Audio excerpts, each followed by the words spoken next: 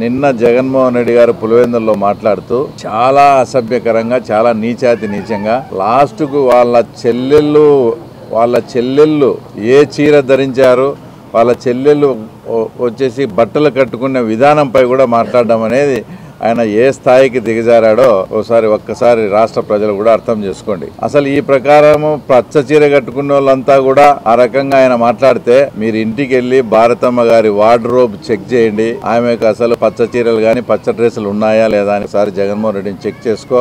అనేక సందర్భాల్లో కూడా భారతమ్మకు పచ్చ డ్రెస్ వేసుకొని ఉన్న ఫోటోలు కూడా ఉన్నాయి. అంటే దాని అర్థం అంటే ఏది కన్వీనియంట్ గా ఉండి ఆ సందర్భానికి ఏది ఇదైతే ఆ రకంగా మాట్లాడడం కరెక్ట్ కాదు. ఒకవేళ మీరు నిజంగా వార్డ్రోబ్ చెక్ చేసుకొని పచ్చ చీరలు ఉంటే అవన్నీ కూడా ఇంటి బయటికి గెంటేస్తారా మరి మీరు? తర్వాత ఆయన లెగసీ, తర్వాత వారసత్వం మీద కూడా మాట్లాడడం జరిగింది. ఆయన మాట్లాడుతుంటే ఆయన ఏది కన్వీనియంట్ గా ఉంటే ఆ పాయింట్ తీసుకొని మాట్లాడుతూ ఉంటాడు. షర్మిలమ్మ విషయంలో ఆయన ఏం మాట్లాడాడు? రాజశేఖర రెడ్డి గారు ఎవరితో ఫైట్ చేశాడు? ఈనాడుతో, ఆంధ్రజ్యోతితో, చంద్రబాబుతో ఫైట్ చేస్తే తర్వాత మీరు ఈరోజు ఆయనకు వ్యతిరేకులైనటువంటి వారితో తర్వాత మీరు మద్దతుగా ఉన్నారా అంటూ ఆయన క్వశ్చన్ చేయడం జరిగింది. ఇదే పాయింట్ మేము సూటిగా ప్రశ్నిస్తా ఉన్నాం. రాజశేఖర రెడ్డి చనిపోయినప్పుడు మీరు మీ కుటుంబ సభ్యులు అంతా కూడా రిలయన్స్ వాళ్ళే చంపించారని వాళ్ళ ఫ్యాక్టరీ, వాళ్ళ పెట్రోల్ బంకులు అవన్నీ కాల్చి పాపం అనేక మంది అమాయకులు ఆ రోజు కేసులు పెట్టించుకొని బలైనపోయిన సందర్భాలు అంతా మేము గమనించాం. అదే జగన్మోహన్ రెడ్డి అధికార పార్టీలోకి వచ్చినాక అదే ముఖేష్ అంబానీని ఇంటికి పిలిపించుకొని వాళ్ళ రిప్రజెంటేటర్ అయినటువంటి పరిమళనత్వానికి మీరు రాజ్యసభ సీట్ ఇవ్వలేదా? అంటే మీరు ఏది కన్వీనియంట్ ఉంటే ఆ రకంగా మాట్లాడితే ఎట్లా? ఇంకో పాయింట్ ఏంటంటే ఇట్లా వీళ్ళ మీద ఫైట్ చేస్తున్నాడు మాది అది ఇదని చెప్పుకునే మీరు అంటే వారసత్వం గురించి వచ్చినప్పుడు చెప్తున్నాను. వారసత్వం అనేది రాజశేఖర రెడ్డి ఏ పార్టీలో ఉండి ఫైట్ చేశాడు? ఏ పార్టీ అభ్యున్నత కోసం ఫైట్ చేశాడు? ఎవరిని ప్రధానమంత్రి చేయాలని ఆయన ఫైట్ చేశాడు? రాహుల్ గాంధీని ప్రధానమంత్రిని చేయాలి. ఆయన ఉన్నెన్నాళ్ళు కాంగ్రెస్ పార్టీలోనే ఉన్నాడు. అదే కాంగ్రెస్ పార్టీలకి ఈరోజు షర్మిలమ్మ ఉంది కాబట్టి ఆయన లెగసీ కోసం మాట్లాడడంలో, ఫైట్ చేయడంలో అర్థం ఉంది. ఈయన కాంగ్రెస్ పార్టీ నుంచి వ్యతిరేకంగా వచ్చి తర్వాత మళ్ళీ ఆయన ఏం చెప్తున్నాడు? కాంగ్రెస్ పార్టీ వాళ్ళే మా నాన్నని ఇరికించారు. నిన్న షర్మిలమ్మ మాట్లాడిన దానికి రాజశేఖర రెడ్డి గారి పేరు చేర్చితే సిబిఐ కేసులో జగన్ రెడ్డి సేఫ్ అవుతాడని జగన్మోహన్ రెడ్డి వాళ్ళ లాయరే దివంగత నేత అయినటువంటి రాజశేఖర రెడ్డి పేరు అంటే చనిపోయిన వ్యక్తి పేరు కూడా తన స్వలాభం కోసం వాడుకునే వ్యక్తి జగన్మోహన్ రెడ్డి. ఈయన రాజశేఖర రెడ్డి లెగసీ గురించి కానీ తర్వాత వాళ్ళ గురించి కానీ మాట్లాడుతూ ఇంకా చాలా చండాలమైన విషయం ఏంటంటే నిన్న ఆయన మాట్లాడిన దాంట్లో వివేకానంద రెడ్డి రెండో పెళ్లి జరగలేదా అని పులివెందుల నుంచి మాట్లాడడం అసలు ఎంత సిగ్గుచేటుగా ఉందంటే ఇది. ఆయన 2017లో వివేకానంద రెడ్డి గారు ఎమ్మెల్సీగా పోటీ చేశారు.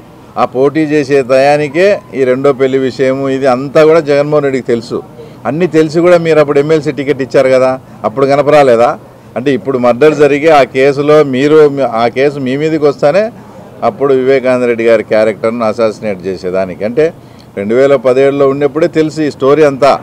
కానీ ఈరోజు మీరు మాట్లాడుతున్నారు ఇది 2017లో మేము పోటీ చేసేటప్పటికే మాకు ఈ సమాచారం ఉంది, మాకు ఇదంతా తెలిసి మేము అపోజిషన్ పార్టీ అయినా కూడా ఆయన వ్యక్తిగత జీవితము, వ్యక్తిగత లైఫ్ గురించి మాట్లాడకూడదని మేము ఏ రోజు కూడా మేము అపోజిషన్లో ఉన్నా కూడా నా మీద పోటీ చేస్తానే కూడా ఆయన గురించి నేను ఇలా వ్యక్తిగతంగా మాట్లాడలే.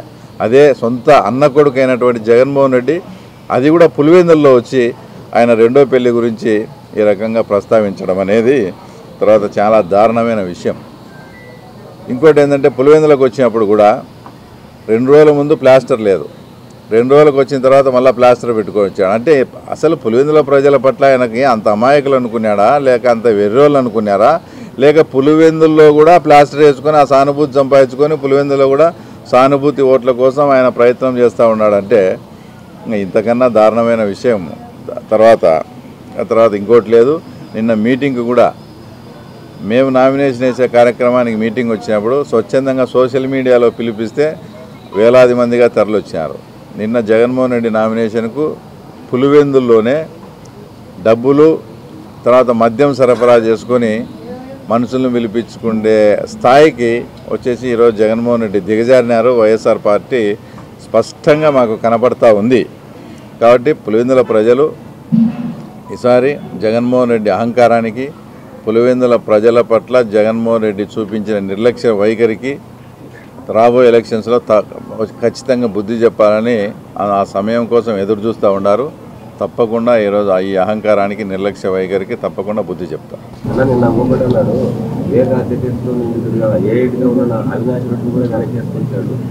బలంగా నమ్ముతున్నాను, ఆయన తప్పు చేయలేదు కాబట్టి టికెట్ ఇచ్చానని కూడా జగన్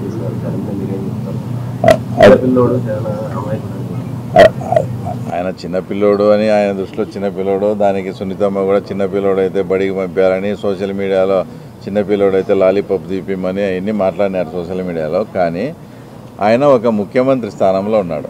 ముఖ్యమంత్రి స్థానంలో ఉన్నప్పుడు నువ్వు పార్టీ పెట్టుకునేప్పుడు ఆయన మీద ఆరోపణలు వచ్చినప్పుడు నైతిక బాధ్యత వహించి నువ్వు టికెట్ మామూలుగా అయితే ఇవ్వకూడదు.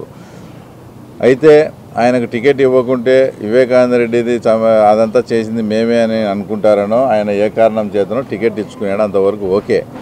ఒక సిబిఐ భారతదేశంలోనే అత్యున్నతమైన దర్యాప్తు సంస్థ సిబిఐ వాళ్ళు అతన్ని అక్యూజ్డ్గా చేర్చి ఇతని పాత్రే ఉంది, ఇతనికి ఆ టయానికి అన్నీ కూడా ఫోన్ కాల్స్ పోవడము, ఎవరైతే A1గా ఉన్నాడో గంగిరెడ్డి కాల్ నుంచి ఇతనికి రావడము, ఈ రకమైన ఫోన్ కాల్ డేటా కూడా తీసినా కూడా ఇంత స్పష్టంగా భారతదేశంలో ఉండే అత్యున్నతమైన దర్యాప్తు సంస్థ చెప్పినప్పటికీ కూడా అతన్ని పక్కన పెట్టుకొని ఇతను చిన్నపిల్లాడు, ఇతనికి సంబంధం లేదని జగన్మోహన్ రెడ్డి ఏ రకంగా సర్టిఫికెట్ ఇస్తాడు? అది ఒక ముఖ్యమంత్రిగా ఆయనకు అవగాహన లేక వచ్చేసి చాలా చీప్గా అది వెనకేసుకొచ్చేదానికి మాట్లాడుతున్నాడు. కానీ అది చాలా చాలా ఘోరమైన అతను చేసిన తప్పది. ఒక సిబిఐ సంస్థ దర్యాప్తులో ఈ రకంగా తేల్చి చెప్పినప్పుడు ఒక ముఖ్యమంత్రి హోదాలో ఉండి ఈయనకేం సంబంధం లేదని ఈయన ఓన్ సర్టిఫికెట్ ఇవ్వడం అనేది అది ప్రజాస్వామ్య వ్యవస్థలో కానీ న్యాయ వ్యవస్థలో కానీ చాలా తప్పు. అంతకుముందు కూడా అవినాష్ రెడ్డిది గతంలో ఇంటర్వ్యూలో చూసిన, నేను పొలిటీషియన్ కాబట్టి నాకు ఏ టైంలో అయినా ఏ కాల్స్ అయినా వస్తుంటాయి, దాన్ని బట్టే నేను ముద్దాయి అవుతానా అని.